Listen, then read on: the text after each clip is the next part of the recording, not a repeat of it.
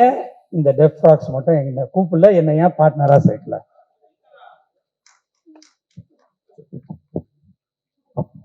Sir actually என்னன்னா, இது first time வந்து நான் எக்ஸ்பிளைன் பண்ண ஆரம்பிச்ச உடனே எல்லாரும் கொஞ்சம் ஒரு மாதிரி கன்ஃபியூஸ்டா இருந்தாங்க சார். யாருக்குமே புரியல. சரி இப்போ கொஞ்சம் கை காசெல்லாம் போட்டுட்டு சரி அதுக்கேற்ற மாதிரி ஒரு நம்பிக்கை வந்துடும். அதாவது இப்போ இதுக்கு முன்னாடி சந்தோஷ் சார் வந்திருந்தாரு, அப்புறம் விஷ்ணு சொல்லியிருந்தாரு. ஸோ இந்த மாதிரி ஒரு இது பண்ணும்போது நீங்க ஏன் ட்ரை பண்ணக்கூடாது அப்படின்னு. ஸோ இது வந்து ஒரு ஒரு டெஸ்டிங் மாதிரி தான் சார். ஸோ ஷேர்ஸ்லாம் ஓப்பனாக தான் சார் இருக்குது. ஸோ நீங்க உண்மையிலே அதாவது அதுதான் சார் ஐடியாவே. லைக் பிகாஸ் ரொம்ப லைக் ஃபியூ பெரிய நிறுவனங்க தான் இருக்கிறாங்க தமிழ் சினிமால. அதுல ஒன் ஆஃப் த பிக் நிறுவனம் அப்படின்னு பார்த்துட்டீங்கன்னா வேல்ஸ் இன்டர்நேஷனல். ஸோ அதுல பெரும்பாலும் நிறைய படங்கள் பண்ணிட்டு இருக்கிறாங்க. ஸோ அதுல வருஷத்துக்கு அட்லீஸ்ட் ஒரு 5 ஃபிலிம்ஸ் பண்றாங்க. ஸோ அதுல எங்க ஆர்டிஸ்ட் வந்து ஏதோ ஒரு விதத்துல அந்த 5 ஃபிலிம்ஸ்ல அவங்க வந்து இருந்தா நல்லா இருக்கும். ஸோ இதெல்லாம் உங்களெல்லாம் மைண்ட்ல, அதாவது நம்மளாம் இன்விசிபிள் பார்ட்னர் தான் சார். ஸோ வித் வேர்ட் தான், கம்பெனி உங்களுக்கு தான், டேட்ஸு கேலண்டர் எல்லாம் உங்களுக்கு தான். ஸோ அதனால you are are end point.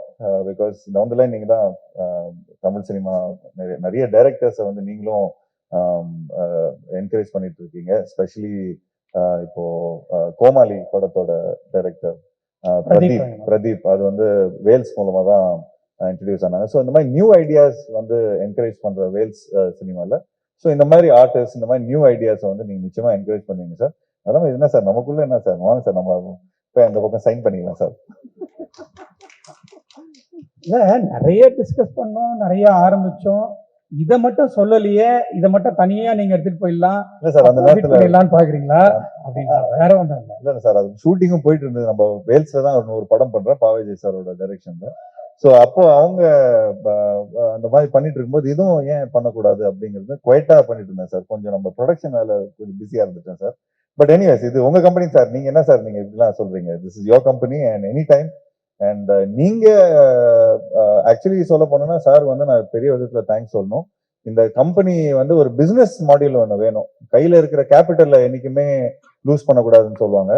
So sir வந்து கையில இருக்கிற கேபிட்டல் லூஸ் பண்ணாம அதை எப்படி இது பண்ணணும் அப்படின்னு சொல்லி எனக்கு அட்வைஸ் பண்ணாரு. சார் நீங்க கொடுத்த அட்வைஸ்ல தான் இந்த செலவுலாம் நாங்க பண்ணியிருக்கிறோம்.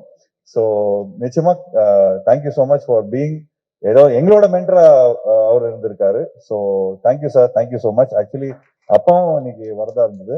பட் ஏதோ ஒரு நிலம் கருதி, லைக் ஏதோ ஒரு வேலை கருதியானால வர முடியல.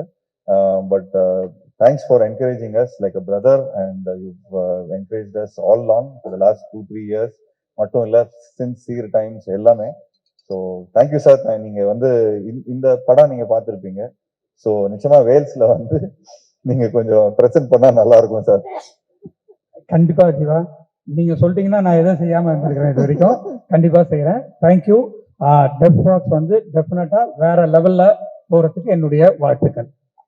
Thank you sir. Thank you sir. Thank you sir.